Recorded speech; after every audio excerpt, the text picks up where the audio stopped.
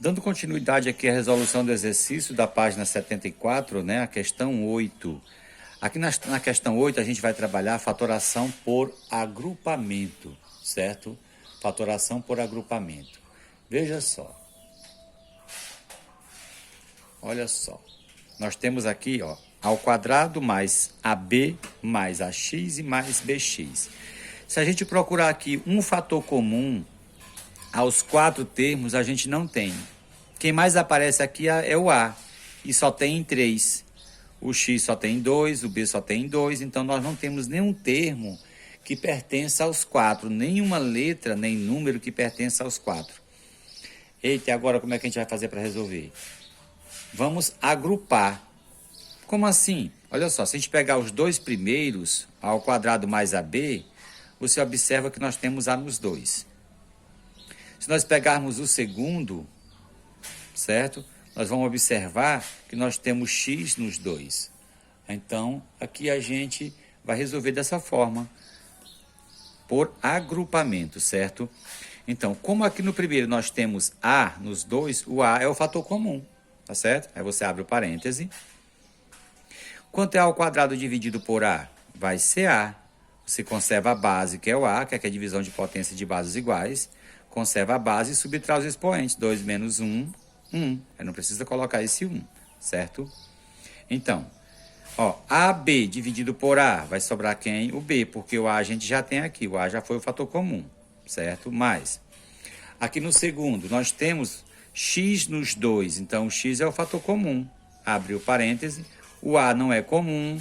O B também não é comum, tá certo? Ah, e agora? Agora você observa que a gente tem, olha só, A mais B e A mais B. Agora nós temos A mais B, que são os fatores comuns.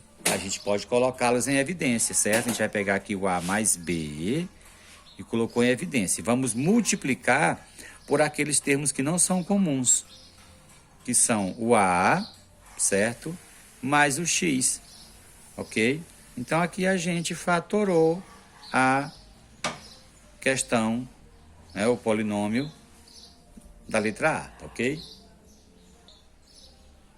Então, aqui na B, nós temos exercício semelhante ao A. Na verdade, todos os exercícios da questão 8, eles são resolvidos dessa mesma forma, por agrupamentos, tá certo? Olha só, aqui nós temos também 4 termos, mas não temos nada em comum. O A só tem em 2, o X só temos em 2, o B só temos em 2. Então, o que a gente vai fazer? Agrupar. Agrupamos aqui os dois primeiros e os dois segundos. Porque agrupando os dois primeiros, nós temos o X em comum. X, aqui nós temos os dois. Então, colocamos o X em evidência. Abrimos o parêntese e colocamos entre o parêntese aqueles que não são comuns. Aqui no primeiro, o A não é comum. E agora aqui no segundo, como é que a gente vai fazer? Olha só, menos, né? O menos está aqui.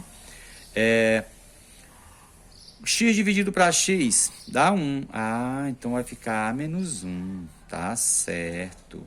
Porque quando a gente divide termos semelhantes, é a mesma coisa a gente dividir números semelhantes. 10 dividido para 10, 1. 50 dividido para 50, 1. Então, X dividido para X vai ser 1. Tá certo? Mas, vamos agora para o segundo grupo, né?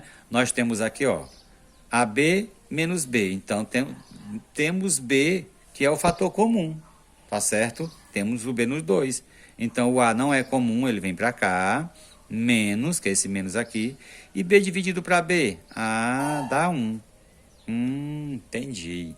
Agora, nós temos o A menos 1, que é o fator comum, né? Que ele está nos dois, tá certo? Então, nós vamos colocar o A menos 1 em evidência e ele vai multiplicar o X mais B, tá certo? Então, olha só, aqui a gente fecha a letra B de bola. Vamos lá, continuando aqui, vamos agora passar para a letra D, porque a letra C é a mesma forma também de resolver, que nós resolvemos A e B. Vamos resolver mais uma aqui, a letra C, tá certo? Olha só, nós também temos 4 termos, e ó, Nós temos B só no primeiro e no segundo, X só no primeiro e no terceiro, Y no segundo e no quarto. Nós temos 5 só no segundo, no terceiro e 10 no quarto. E 2 aqui no segundo. Então não temos um termo que pertença aos 4, né? Para a gente colocar em evidência. Então a gente vai da mesma forma agrupar. A gente vai fazer 2 grupos. Os 2 primeiros que nós temos aqui, ó. Nós temos B no primeiro e B no segundo. Certo? Os 2 últimos que nós temos aqui, ó. 5 no primeiro e 10 no segundo. Se nós temos 10 no segundo, 10, ele é um múltiplo de 5, tá certo?